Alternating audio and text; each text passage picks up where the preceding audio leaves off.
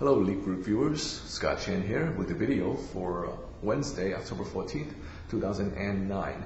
The Dow Jones Industrial Average passed the 10,000 mark today for the first time in about 1 year. Maybe it's time to party like it's 1999 again, because that was the time when the Dow first reached five-digit territory. Better than expected earning results from JP Morgan and from Intel were the big market movers. Despite JP Morgan's warning of continually deteriorating credit conditions and its setting aside of more reserves in anticipation of possible write-offs in the future, investors chose to focus on its better than expected earnings.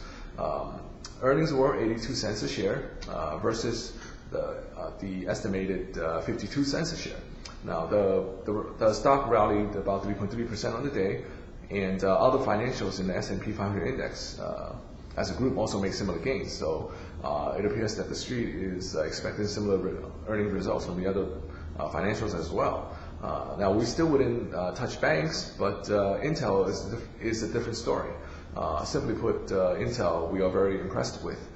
Thanks to a strong back-to-school season, better continually growing sales in China, and general restocking in the industry, Intel earned $9.4 billion in revenues for the quarter, compared to a consensus estimate of just a little more than $9 billion.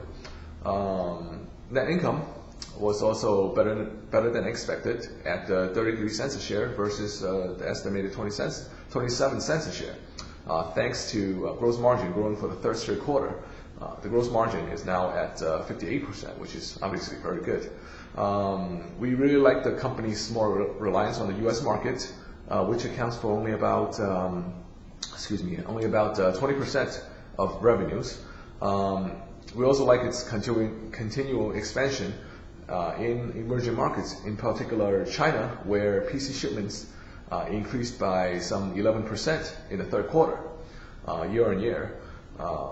And also, the PC penetration rate in China, as of the latest data that we have seen, is only about 120 per every 1,000 persons. So there is still a lot of room to grow there.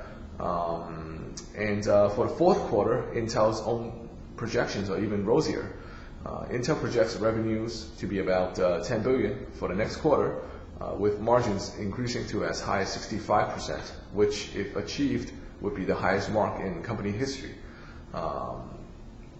And yet, despite its dominance, the stock still trades at less than 15 times estimated 2010 earnings, representing intriguing value. So instead of chasing financials, we would definitely look here first.